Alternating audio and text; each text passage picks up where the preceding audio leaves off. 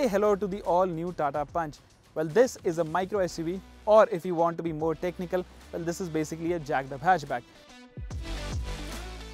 It's going to sit below the Nexon in company's SUV range, so that means this is now Tata's entry-level SUV that you can buy here in India.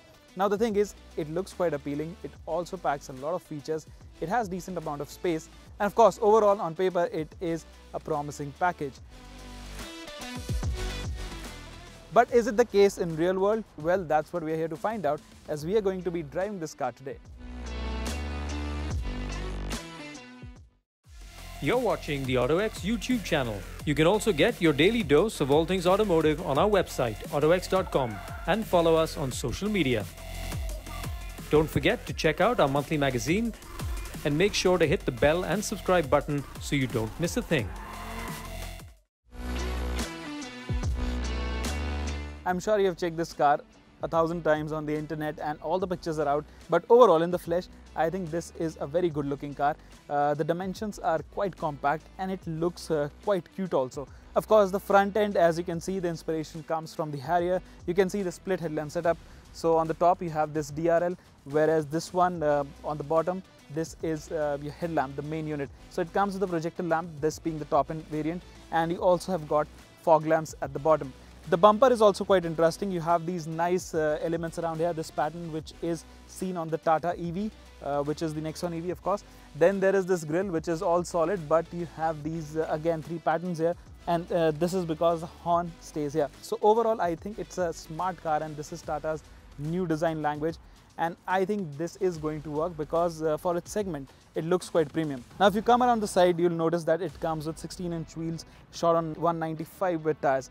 So overall it has a bush look. Even the squared off wheel arches, they also look quite good, and you can see it's jacked up from the ground substantially. Now again, the side profile, I think this is my favorite bit because it looks so compact, it looks so good. You can see the sharp creases and the short rear overhang. Even the tail lamp, it looks so good, so premium, and the pattern on it, again a typical Tata bit, it looks quite good. So from the back, I think this is the least flattering angle because if you watch it dead on, it looks quite compact, quite narrow. Same this plastic bumper, it looks like a big block that's been plastered on the car's rear. So I'm not a fan of that, but overall in terms of quality, in terms of how it looks on the road, the presence it has, it does look like a mini SUV. Of course, it's not an SUV. I have to mention it over and over again.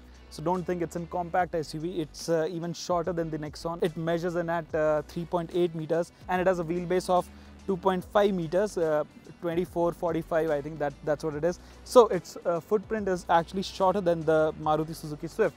So again, a compact car, but I think it has got the appeal.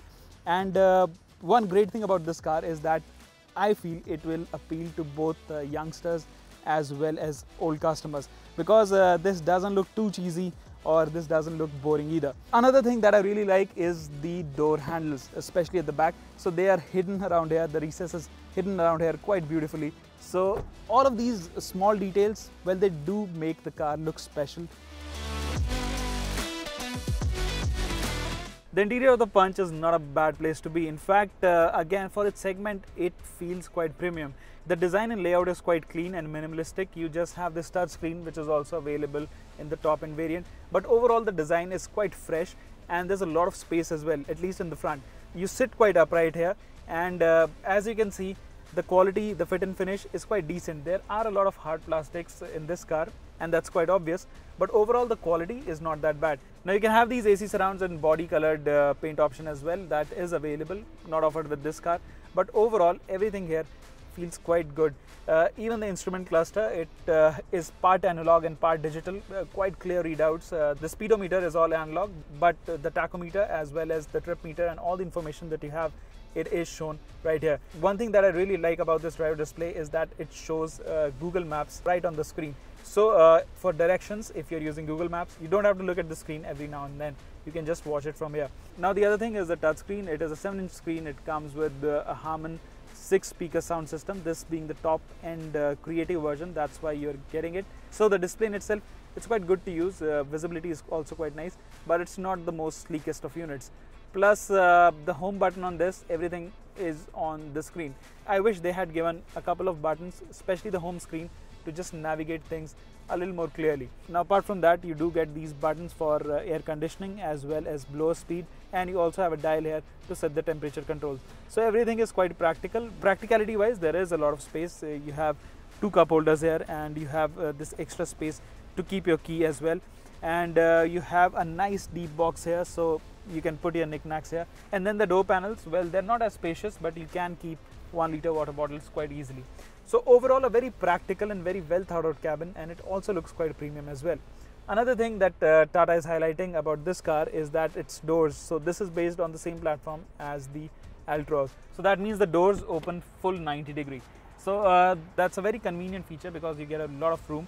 But I think when you're sitting in the car and you open the door and it goes all the way to 90-degree, you have to really stretch and pull it back. So it is convenient, but sometimes, yeah, you do have to stretch out to pull the door back.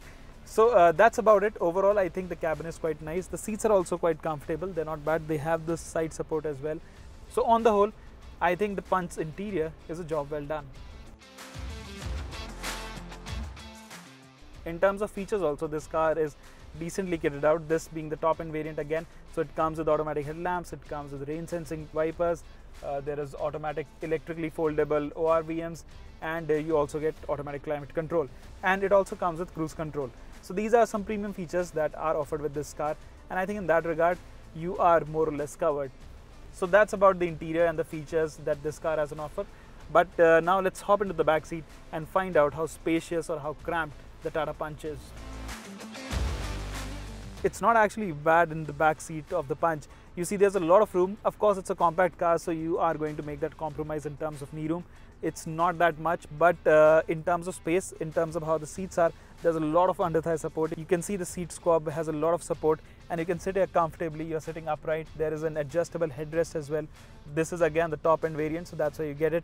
And there is a rear armrest as well. So even if you're sitting here, 3 people, they can sit comfortably, and that's because there is virtually no transmission hump. So 3 people can sit here in comfort.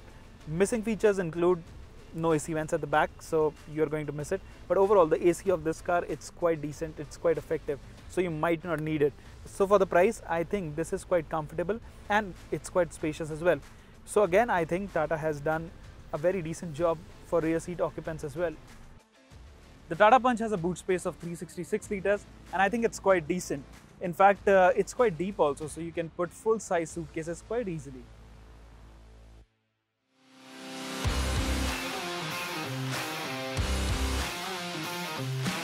Usually when you start driving a Tata car, that's when things start going downhill. But this is not the case with the Punch, because this definitely feels very nice to drive actually. So this one comes powered by a 1.2-litre 3-cylinder Revotron engine. It's a petrol unit, of course, and we've already experienced it in the Tiago as well as the Altroz. So this is a non-turbo unit, of course, and it develops 85 bhp and 130 Newton meters of torque. So the good part about this engine, especially in this car, is first of all, it's quite refined. It doesn't have the typical thrum of an inline motor, so it doesn't feel unrefined even at idle. It's quite silent. The cabin, as soon as you crank the engine, it's quite refined. It doesn't feel like a 3-cylinder engine. So that's a good thing. Secondly, the engine performance, I think it's quite adequate, and if you're driving it in the city, it's quite good actually. The low-end performance of the engine is really impressive because it picks up speed quite effortlessly. There is no lag, or it doesn't feel dead at lower RPMs, which is the case with most of these 1.2-litre engines that we see in various hatchbacks. Even in the Altroz, this engine used to feel a little underpowered, but in this car, of course, it's lighter, so you don't feel that the engine is lagging. So as a city car, I think it has adequate performance. It's quite refined also, this motor, and if you're driving it in the city, you don't really have to thrash the motor. So when you plant your foot and the revs climb, well, that's when you'll hear the engine protest. It has decent mid-range, but towards the top, it kind of tapers off. So you don't want to be revving it beyond 5000 RPM. That's the limit, I'd say, and it has a red line at 6200. But from 5000 to 6000 RPM, the progress is really slow, and the engine starts protesting also. It starts wheezing, and it's not that refined. But honestly, I don't really think you have to push the motor to its limit, because in city driving, even AC on, and you want to pull quick overtakes, you're driving it in the city, I think it has ample performance. So in that regard, I think Tata has done a really good job. Plus, this car is also quite light, So it's effortless, the visibility all around, it's quite good. So you'll enjoy driving this car in the city for sure. So the other thing that surprised me, and it's quite pleasant, is the gearbox. So usually again with Tata cars, the Tiago especially, when I drove that car first, I thought the NVH levels were quite high, and the gearbox, especially in the manual version, it used to shake a lot. So that used to bug you. But in this car, actually it's quite good. The gearbox, like I said, even at idle, it doesn't vibrate, nothing from the engine as well. And the good thing about the gearbox is that it has quite smooth throws. Again, for a Tata, it's quite surprising because the gearbox, it's actually very nice to use. And the clutch also is quite light, so if you're driving it in the city, you want to shift gears, it's quite effortless. Of course, the throws are a little too long. If you compare it with the Suzuki gearbox, well, of course, the throws are a little long, so you do feel it. But overall, what an effortless drivetrain. So this car comes with two modes. It has Eco and City mode, and you don't want to be driving in Eco because of course it's meant to save fuel. So in that mode, everything is a bit lazy. The throttle response is kind of muted. So of course, if you want efficiency, you can use that. But in City mode, I think it's quite good to drive. On top of that, it also gets a start-stop system. So this is the first time that this engine has got that function. So of course, you also have start-stop that helps you save more fuel, and it works quite flawlessly. Coming to its driving dynamics, well, I think again it's not a compromise in any way, because this actually feels quite neutral to drive. So we know the modern day Tata as well, the ride and handling balance is really spot on. So that's not changed with this car. The ride quality is really supple, and whether it's at low speeds or high speeds, it gobbles up everything quite comfortably. You won't really feel discomfort if you're sitting in this car. And the good thing about the suspension is that it feels firm at all times, so it doesn't feel loose at all. Of course, it's not a very stiff suspension, but there's a touch of firmness when you're driving this car, and I actually like that because it feels very Volkswagen-ish, very European sort of drive and handling. So in that regard, I think Tata has done again a great job with this car. It's not going to be a corner carver. When you're going to push it around turns, you know that it has a jacked up suspension. There is prominent body roll, and even when you brake from high speeds, you can feel the car bobbing about. So that's about it, but overall I think it's a very capable car, a very decent ride and handling package. Even in terms of ride and handling, this is quite a complete package. And even when you're doing triple digit speeds, I think it's quite stable, unless and until you push it beyond 120 kilometers per hour. I think till then it drives really well, and it's quite stable also.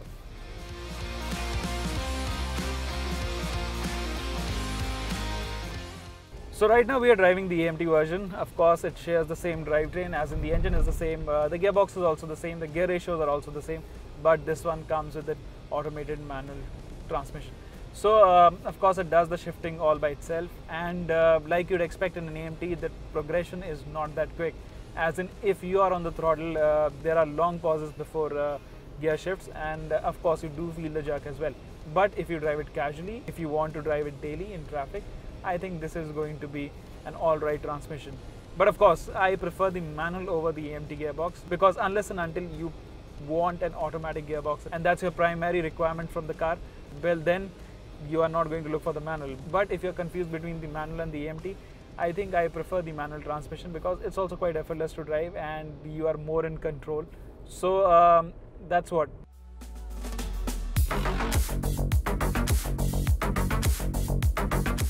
So it seems Tata has really done a solid job with the Punch, and I think it is going to be a big sales hit for the manufacturer.